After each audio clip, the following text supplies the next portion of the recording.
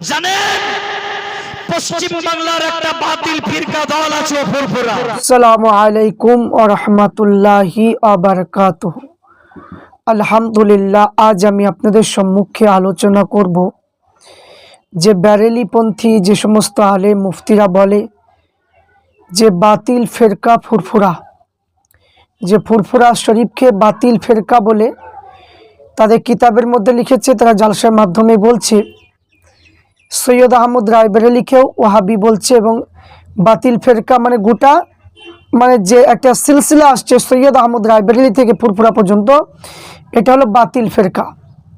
তো আজ আমি আপনাদের সম্মুখে এই ফেরকা সম্পর্কে আলোচনা করব।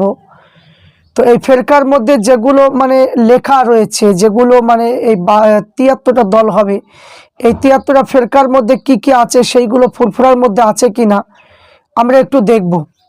তো আল্লাহ রসুল সাল্লাল্লাহু আলাইহি ওয়াসাল্লাম হাদিসের মধ্যে বললেন যে আমার উম্মত ৭৩টা দল মানে ৭৩টা দলে বিভক্ত হবে, তাদের মধ্যে ৭২টা দল বাতিল জাহান্নামী হবে এবং এক দল বেহেশতি হবে, আর এই বেহেশতি দল আহলে সুন্নাতাল জামাত হবে। তো এখানে আহলে সুন্নাতাল জামাতের কথা বলেছেন যে সুন্নাতাল জামাতে পায়রাবি অনুসরণ করা প্রত্যেক মুসলমানের পক্ষে হচ্ছে ওয়াজিব। তা আল্লাহ রসুলের যে তরিকা নিয়ম ও কায়েম করে গিয়েছে তার নাম হলো সুন্নাত। আল্লাহ রসুল ও সাহাবাগণ একমত হয়ে যে তরিকা নিয়ম কবুল করিয়েছে তাকে জামাত বলে। তাই যারা আল্লাহ রসুলের আদেশ পালন করে, সাহাবাগণে এজমাই মাসলা সম্মত মত কবুল করে, তাহারাই আহলে সুন্নাতাল জামাত। তাহলে বুঝতে পারলেন কি বললেন? তাহলে যারা আল্লাহ রসুলের আদেশ পালন করে এবং সাহাবাগণের ইজমাই মসলা সম্মত মত কবুল করে, তাহারা আহলে সুন্নাত ওয়াল জামাত। তাহলে যে সমস্ত ব্যারেলি যে সমস্ত আলেমরা বলছে যে ফুরফুরা হলো একটা বাতিল ফেরকা, যে ৭৩টা ফেরকার মধ্যে একটা ফেরকা যাবে জান্নাতে, সেই জান্নাতি দলটার নাম হলো ফেরকাতুল নাজিয়া, বা জান্নাতুল ফেরকার নাম হলো ফেরকাই নাজিন বা আহলে সুন্নাতাল জামাত। এই সম্পর্কে আল্লামা রুহুল আমিন বশিরহাটি রহমাতুল্লাহ আলাইহি তিনি সুন্দরভাবে লিখেছেন। তো আজকে আমরা দেখব যে ফুরফুরা শরীফ যে বাতিল ফেরকা বলছে, তাহলে সেই ৭২ দলের ফেরকার মধ্যে পড়ছে কিনা তার জবাব মানে কি আমি আপনাদের সম্মুখে পরিবেশন করব। প্রত্যেককে বলো ভিডিওটা আপনারা দেখবেন। যে এখানে যে দলগুলোর ৭২টা দলের কথা বলা হয়েছে, একটা দলের তো নাম বললাম যেটা হলো নাজি ফেরকা, আহলে সুন্নাতাল জামাত যেটাকে বলা হয়, সেই পরিপন্থী হলো ফুরফুরা শরীফের আকিদা এবং নাজি ফেরকার মধ্যে অন্তর্ভুক্ত। কারণ এখানে প্রত্যেকটা মাসলা মাসাইল বা প্রত্যেকটা যে হানাফি মাযহাবের যে তরিকা যে নিয়মগুলো রয়েছে, প্রত্যেকটা জিনিসই ফুরফুরা শরীফে সেটা আমল করা হচ্ছে বা প্রত্যেকটা কিতাবের মধ্যে লেখা আছে। তাহলে যারা বলছে যে ফুরফুরা শরীফ বাতিল ফেরকা, তাদের প্রমাণ করতে হবে তো যে ফুরফুরা শরীফ যে ৭২টা যে ফেরকার মধ্যে যেগুলো আছে সেইগুলো ফুরফুরার মধ্যে পড়ছে কিনা সেটা প্রমাণ করতে হবে কি হবে না? তাহলে শুধু তুমি সাধারণ মানুষের কাছে নিজের দলটাকে প্রচার করার জন্য তুমি যদি বলো যে ফুরফুরা বাতিল ফেরকা, এর জবাব কিন্তু আল্লাহর দরবারে তোমাকে দিতে হবে। কিন্তু এটা অনিবার্য, কারণ তুমি এটা হিংসা অহংকার করছো। তোমার পীরকে ভালোবাসতে গিয়ে তুমি অন্য একটা পীরের দরবারকে তুমি বাতিল ফেরকা বলার এটা অধিকার তোমার নেই। কারণ তিনিও আল্লাহ রসুলকে খুশি করেছেন, তোমার পীরও আল্লাহ রসুলকে খুশি করেছেন। তো আমরা দেখব যে ৭৩টা যে ফেরকা তার মধ্যে ৭২ ফেরকা হবে জাহান্নামী। এই ৭২ ফেরকা যে নাম, সেই নামগুলো পরিবেশন আমি করব, তারপরে এই সম্পর্কে আলোচনা আমরা দেখব। এই আলোচনার মাধ্যমে বুঝতে পারবো যে ফুরফুরা শরীফ সেই আলোচনার মধ্যে মানে কি আসছে কিনা, সেই সম্পর্কে আমরা দেখব। তো রাফিজি যে এখানে ৬টা দল বলেছে, যে ১২টা দল হবে, যে প্রত্যেকটা যে এখানে রাফিজি একটা দল, রাফিজি একটা দল, এই রাফিজি দল এখানে বলা হয়েছে ৭৩টা দলের মধ্যে ৭২ দল জাহান্নামী, তাদের প্রত্যেকের বিবরণ দেওয়া আছে এবং প্রত্যেকটা দেওয়ার মধ্যে এখানে ভাগ করে দেওয়া হয়েছে যে রাফিজি বলে একটা দল।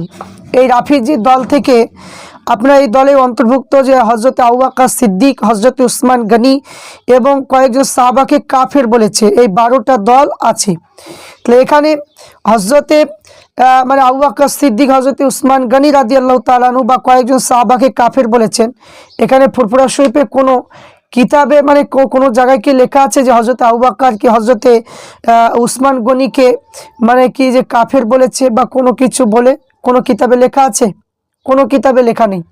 তাহলে এখানে বোঝা গেল যে ফুরফুরা শরীফে প্রত্যেকটা কিতাবের মধ্যে আবু বকর সিদ্দিক, হযরত উসমান গনি রাদিয়াল্লাহু তাআলা আনহুর যে মজবুত যে হাদিসগুলো, সেগুলো ফুরফুরা শরীফে কিতাবের মধ্যে সেগুলো মানা হয়, সেগুলো আমল করা হয়। কিন্তু আবু বকর সিদ্দিক হুজুরের নামে বা উসমান গনি বা কোনো সাহাবার নামে কোনো কাফেরের ফতোয়া দেওয়া নেই। কিন্তু যে 12টা যে দল বাহির হবে, রাফিজি দল হবে, এই দলের মধ্যে যে ওয়ালবিয়া হযরত আলীকে নবী বলেছে, ফুরফুরা শরীফ বলেনি। বলেছে কি? বলেনি। তারপরে আবুদিয়া হযরত আলীকে নবীর মানে পয়গম্বর শরীফ অংশী জানে, ফুরফুরা শরীফ কি বলেছে? বলেনি। তারপরে শিয়া এহারা বলে যারা হযরত আলীকে সমস্ত সাহাবা হতে বেশি দোস্ত না জানা তারা কাফের, এরা কি ফুরফুরা বলেছে? কোনোদিন এটা কোনো কিতাবের মধ্যে এটা স্বীকার করেনি বা লিখেওনি। তারপরে এখানে লিখেছে ইস্তেহাকিয়া, ইহাদের মধ্যে এখন নবী হওয়া শেষ হয় নাই, আরও নবী পয়দা হবেন। এরা কি ফুরফুরা শরীফকে এই আকিদা আছে? নাই। তারপরে জাহাদিয়া, ইয়া হযরতে আলী বংশধর ব্যতীত অন্য কারো নামাজে ইমামতির উপযুক্ত জানে না, এরা ফুরফুরা শরীফের আকিদা নয়। তারপরে আব্বাসিয়া, 6 নম্বর আব্বাসিয়া, ইহা হযরতে আব্বাস ইবনে আব্দুল মুত্তালিব ব্যতীত অন্য কারো সর্দার নেতা বলে জানে না, এটাও কিন্তু ফুরফুরা শরীফে নেই। কিন্তু মিয়া বলেছে, ইহারা বলে আমাদের সর্দার মাটির ভিতরে আছে এবং হাশিমি বংশে ব্যতীত অন্য কারো পিছনে নামাজ পড়ে না। এবং যে মুতাসা না শিখিয়া, এরা বলে মানুষ মরে গেলে তার আত্মা আবার অপর দেহ ধারণ করতে পারে, অপর দেহরে ধারণ করতে পারে। মানুষ মরে গেলে তার আত্মা আবার অপর দেহ ধারণ করতে পারে। তারপরে লানিয়া এখানে বলেছে হযরতে তালহা, হযরতে জুবাইর, হযরতে আয়েশা সিদ্দিকাকে লানত বা অভিশপ্ত করেছেন। এবং রাজিয়া ইহা বলে যে হযরতে আলী এখন মেঘের ভিতরে আছে, পুনরায় তিনি দুনিয়ায় আসবেন। তাই মুরতাজিয়া ইহা বলে মুসলমান বাদশার সহিত যুদ্ধ করা জায়েজ আছে। তাহলে এখানে কি বোঝা গেল? যে এখানে যে এই কথাগুলো যে এখানে পাওয়া গেল, এই প্রত্যেকটা কথার মতলবটা কি?